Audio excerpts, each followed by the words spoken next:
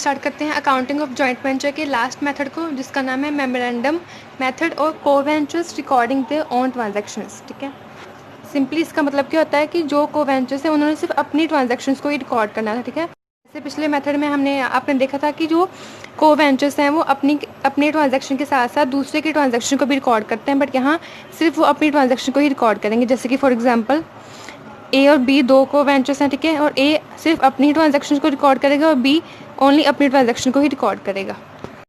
इसके लिए अब हम एक एग्जांपल देखते हैं, जैसे कि B of Bombay and C of Kolkata enter into a joint venture to consign scrap iron to A of Agra. ठीक है, बी और सी, ठीक है, दो को-वेंचर्स हैं, ठीक है, जिन्होंने एक जॉइंट वेंचर का बिजनेस स्टार्ट किया है। ठीक है, जिनमें वो अपनी स्क्रैप आयरन को ए को बेचेंगे। ठीक है, ताकि ए जो है वो स्क्रैप आयरन आगे बेच सके। They share profit and loss equally. ठीक है, प्रॉफिट एंड रेशियो कितनी है? इक्वल।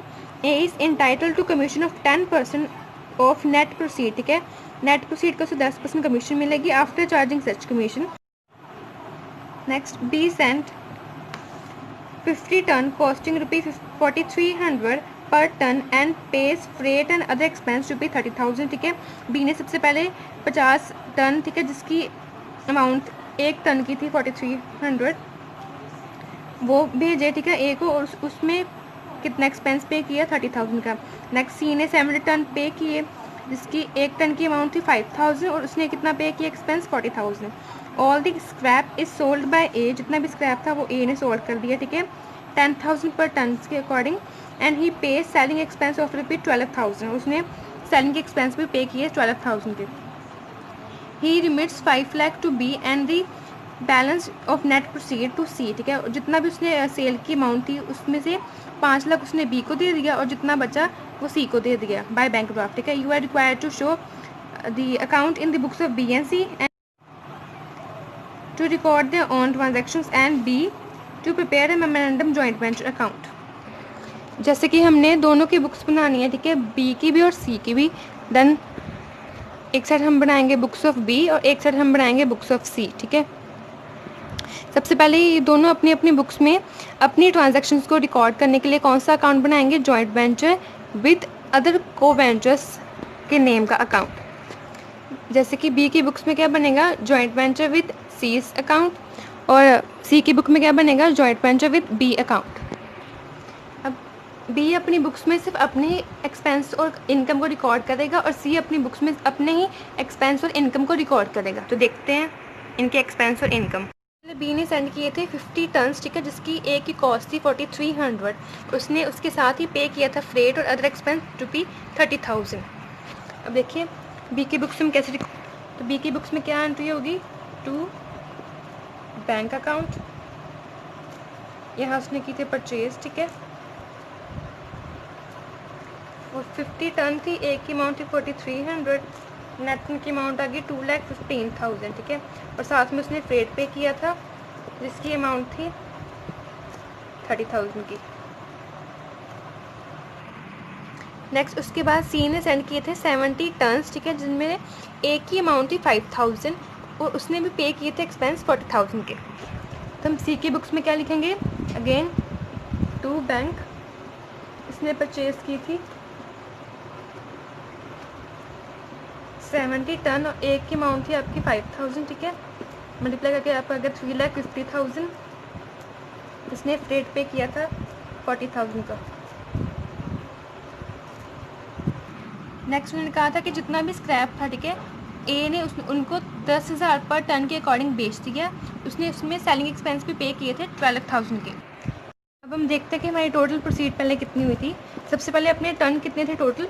70 दिए थे सी ने, ठीक है, और 50 थे आपके बी के। इट मीन्स 50 + 70 आपके कितने हो गए? टोटल 120। ठीक है, 120 टन थे जिसने ए ने बेचा था 10,000 पे। इट मीन्स आपकी टोटल सेल कितनी होगी? 12 लाख की। ठीक है, अब देखिए नेक्स्ट के बाद उसने सेलिंग एक्सपेंस भी पे किए थे, ठीक है, जिसको माइनस कर देंगे क्योंकि हमें चाहिए नेट प्रोसीड। इसको माइनस करने पे आपका आ रहा है 11,88,000। ठीक है, ये है आपकी नेट प्रोसीड।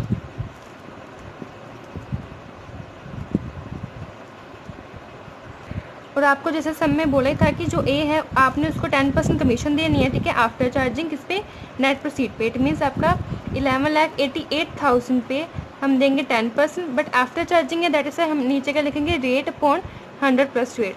ये आपने फॉर्मूला अपनी +2 क्लास में सीखा होगा कि जब भी आपने आफ्टर चार्जिंग कोई पेमेंट करनी हो then rate upon 100 plus rate निकालते हैं।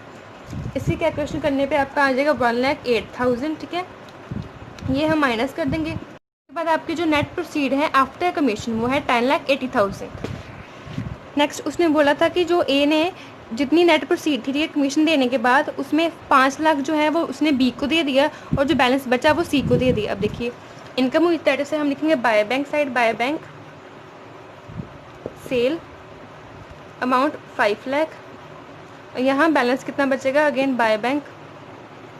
टोटल हमारी इनकम थी 10,80,000, उसमें से हमने 5 लाख पहले दे दिए, बचे कितने, 5,80,000। अब देखिए हमने जितनी भी ट्रांजैक्शन थी उनको रिकॉर्ड कर लिया। नेक्स्ट हम निकालेंगे प्रॉफिट और लॉस पर। जैसा कि आपको पता है कि यहाँ वो वेंचर्स अपने ही ट्रांजैक्शंस को रिकॉर्ड कर रहे हैं, दैट इज़ वाई यहाँ जो कंबाइंड जो प्रॉफिट और लॉस है होता है बिजनेस का, जॉइंट वेंचर का, वो निकालना डिफिकल्ट हो जाता है। दैट इज़ वाई हम एक और अकाउंट को बनाएंगे जिसका नाम है मेमोरेंडम जॉइंट वेंचर अकाउंट। ये हमने अकाउंट क्यों बनाया, ताकि हम प्रॉफिट और लॉस और जो बैलेंस है, जो नेट पेमेंट होती है, जो आपस में सेटल करनी होती है को वेंचर्स को, जो देना जो लेना होता है कैश, उसको पता करने के लिए हमने मेमोरेंडम जॉइंट वेंचर को बनाया है। सबसे पहले देखिए मेमोरेंडम का मतलब क्या होता है। मेमोरेंडम का मतलब होता है फेक, ठीक है, नकली। इट मीन्स ये ऐसा अकाउंट है जो हमारी डबल एंट्री सिस्टम को फॉलो नहीं करता, ठीक है। इट मीन्स जितनी भी ट्रांजैक्शन इसके अंदर होगी उनका जो इफेक्ट है वो कहीं भी नहीं होगा, ठीक है। ये सिंपल एक फेक अकाउंट होता है, जस्ट हमने प्रॉफिट और लॉस को पता करने के लिए इसको बनाया है। जैसा कि आपको पता है कि बी अपनी बुक्स बना रहा है और सी अपनी बुक्स बना रहा है, ठीक है। दैट इज़ वाई हमने कंबाइंड प्रॉफिट और लॉस को फाइंड आउट करने के लिए सबसे पहले इन दोनों ने आपस में अपॉइंटमेंट करनी होगी, ठीक है। अपॉइंटमेंट करके एक दिन दोनों अपनी अपनी बुक्स लेके आएंगे, ठीक है, और बुक्स लेके आएंगे, एक नेक्स्ट अकाउंट बनाएंगे मेमोरेंडम जॉइंट वेंचर अकाउंट, और उस अकाउंट में क्या ट्रांसफ़र करेंगे, अपनी एक्सपेंस और अपनी ही खर्चे, ठीक है। सबसे पहले हम देखते हैं कि हमारे जो एक्सपेंस है वो कितने हुए, बी ने और सी ने कितने किए। सबसे पहले बी ने के एक्सपेंस कितने किए, टू बीस अकाउंट, ठीक है। यहाँ लिखेंगे एक्सपेंस। सबसे पहले उसने किया था परचेज 2,15,000 की। नेक्स्ट फ्रेट पे किया 30,000 का, ठीक है। बी का अकाउंट खत्म हो गए। नेक्स्ट हम देखेंगे कि सी ने कितने एक्सपेंस किए, टू सीस अकाउंट। इसने परचेज की थी 3,50,000 की। नेक्स्ट 40,000 की फ्रेट पे किया था, ठीक है। एक्सपेंस साइड कंप्लीट होगी। नेक्स्ट हम देखेंगे कि इनकम कितनी हुई थी। बाय लिखेंगे बी अकाउंट। बी को इनकम हुई थी 5 लाख की, और जो है सी को हुई थी इनकम 5,80,000 की। टोटल हम निकाल के बाहर लिख देंगे। अब देखिए यहाँ बी और सी दोनों की एक्सपेंस और इनकम पता लग गया हमें, ठीक है। अब हम क्या करेंगे, इस अकाउंट का डिफरेंस निकालेंगे, मतलब बैलेंस निकालेंगे, जो कि आपका बैलेंस आ रहा है डेबिट साइड। इट मीन्स आपका क्या आ रहा है, प्रॉफिट, जिसका हम नेम देंगे टू वेंचर्स प्रॉफिट, ठीक है। रेशियो थी आपकी इक्वल, दैट इज हम इसको इक्वल डिस्ट्रीब्यूट करेंगे बी और सी में, जिसकी आपकी अमाउंट आएगी 2,22,500।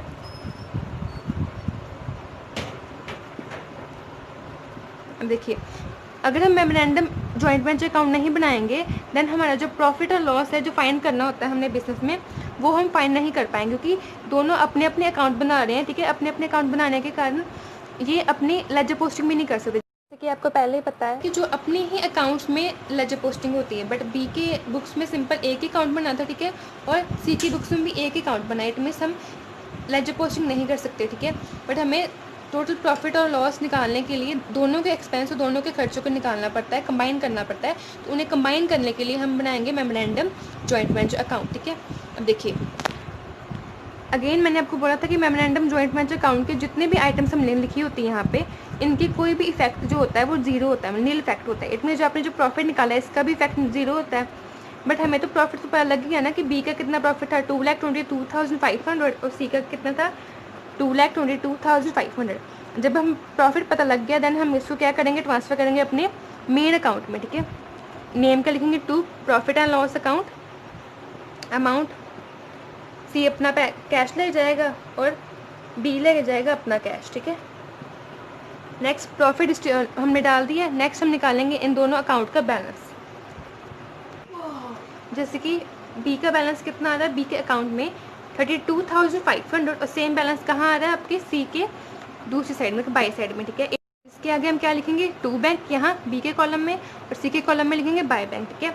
अब देखिए यहाँ इसका टू बैंक का मतलब होता है कि बी ने सी को 32,500 की जो पेमेंट है वो देनी है, ठीक है। और ये इसका मतलब होता है सी का बाय साइड, इट मीन्स यहाँ उसने रिसीव करनी है, ये रिसीव वाली पेमेंट है और ये पेड वाली पेमेंट है। का लास्ट मेथड मेमोरेंडम का, ठीक है। सिंपल इसमें क्या होता है कि जो को वेंचर्स होते हैं, ठीक है, वो अपने अपने अकाउंट्स को ही मेंटेन करते हैं। जैसे कि बी अपनी बुक्स बना रहा था, ठीक है, बट अपनी बुक्स में उसने क्या लिखा, नाम जॉइंट वेंचर विद सी, ठीक है, जिसके साथ मतलब कि वो अपना बिजनेस कर रहा है। नेक्स्ट सी अपनी बुक्स बना रहा है, ठीक है, खुद, और उसने अपनी बुक्स में क्या लिखा है, joint venture with B account, ठीक है।